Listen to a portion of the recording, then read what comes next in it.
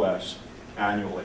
So it's a very small industry. It's what we call a niche industry. If you think about where some of you might be working one day in the oil industry or automotive or health or wherever, you're talking about a multi-billion-dollar industry, maybe $500 million or maybe 500 billion. So we're talking, could be up to trillions of dollars. We're talking about a very small segment here.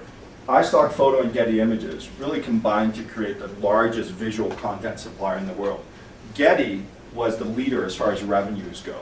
iStockPhoto was questionably the leader, although there's no sure way to tell. But iStockPhoto was probably the leader when it comes to the amount of images sold. So the pure volume of images downloaded every single year.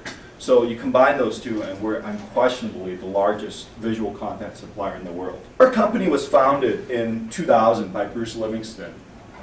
And Bruce was really a man of many talents.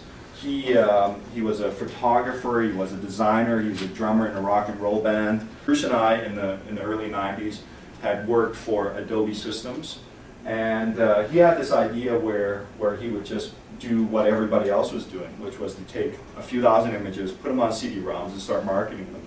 Well, that really didn't turn out into anything because the friction in taking CDs to market was really quite prohibitive. All the marketing costs and all the sales costs and distribution costs. He conceived a community site where he would just give away images, and it ended up becoming what I call the bake sale of stock photography. So he had his 2,000 images free on the site, and he said, hey, photographers, if you want some of my images, I'd like you to bring in some of your images and share with the rest of the community.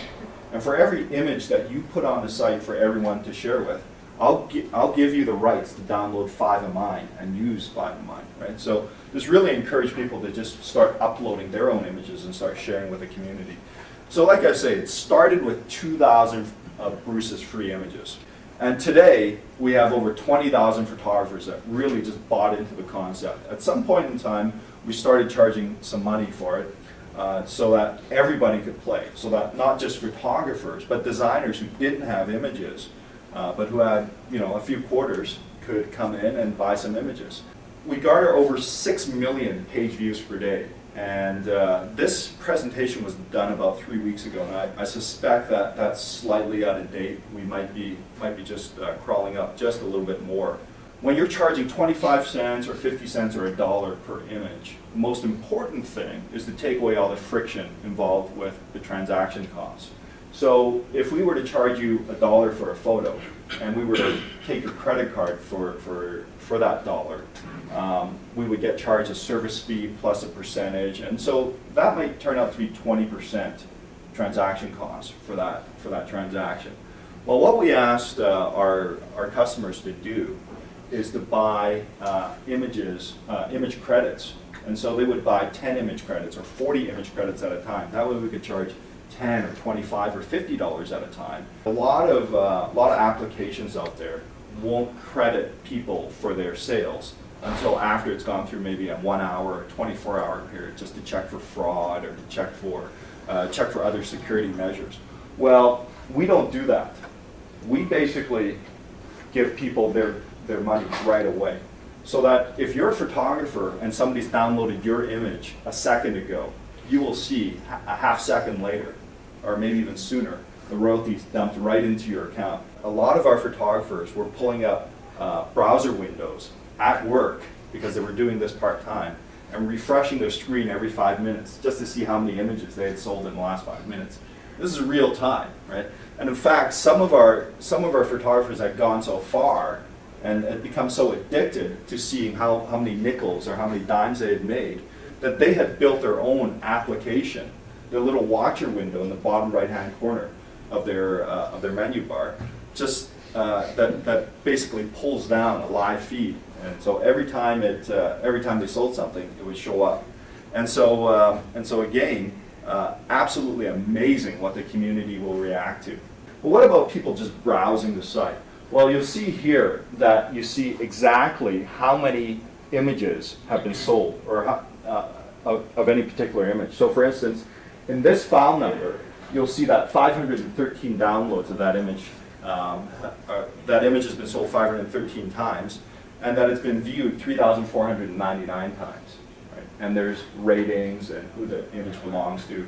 And so for any consumer, they can look at this and say, you know what, I don't want an image that's been sold 513 times. I'd rather have something that's only been sold twice. We came across a lot of skepticism in our early days, and people looked at the model and said, well, how much money can you actually make at doing this, selling images at $1? And why would I want to sell my images and collect a commission off an image that's being sold for $1 when traditional images are being sold for $100 or maybe even thousands of dollars? Well, we needed a way to show photographers exactly how much money was being made. So here it is. You know, this is one of our top photographers in Quebec. Her name is Lise Gagne. And this screen grab was pulled about a month ago. And you'll see that she sold 302,582 images in the stretch of about, I would say, 2 years, maybe even less. And so all these statistics are immediately available on the site today. So if you went to the site and you looked at any photographer, you can see that there's photographers that sold only 7 or 8 images, like me. And there's other photographers like Lise that have sold hundreds of thousands of images. Our customers come from all over the place today. We're especially popular in the editorial fields where they don't have huge budgets to spend on photography. So you'll see Oprah and Wired magazine and a lot of the news websites like abc.com in Australia using iStockPhoto images. Really big in the SOHO, small office, home office, and the small medium business segment. You go back all the way to the beginning of the website, which the first version was written in Cold Fusion and used an Access database. So this would be 2001. We committed to going to an open source LAMP environment. In the beginning, we were running on 2 servers that somebody probably built in their basement from scrap hardware. In terms of technology or running a site like iStockPhoto, there's 2 key components: disaster recovery and high availability. You know, everybody knows time is money, so Pat will tell you downtime is money too, right? So if we go down for 5 minutes, we're losing money. Right now, we have a really good relationship with IBM. We scrapped those 2 junky pieces of hardware, and we run everything on IBM hardware, including servers and our disk subsystems. Big projects that we just completed about 3-4 months ago was introducing a storage area network that was based on IBM's general purpose file system, which is a really highly scalable, highly redundant environment, and it's been working great for us. So as Pat mentioned, we get between 10 and 12,000 new images every week. Those images have to be stored somewhere. They have to be available in real time to be downloaded. So that's a huge part of our hosting environment. We handle the redundancy and scalability through clustering. 2 clusters, the web server clusters, which is currently a suite of 12 PHP Apache machines. And they're all fiber channel and 2 connections to the GPFS. And the other cluster is the database cluster, which we run MySQL. We provide a couple of ways of doing clustering, but the main way is through a master-slave architecture. So all writes and updates go to the master, transaction, that kind of stuff, and then reads can go to any number of slaves that replicate from the master. So we have 1 master and currently 4 slaves, but we can scale it up or down at any time depending on volume. And we always have one of the slaves that can be promoted to the master position if something happens to the master. And we've never done it on the live site, but in testing it takes about 30 seconds to recover from a failure of the master. And then we have 1 database server that just handles session information. We retrieve data from the database server once and then put it in our memory-based cache so that we can read it over and over again really quickly. Its memory is so much faster. To deal with volume issues, we use a service called Akamai. And what Akamai provides is a network of globally distributed proxy servers.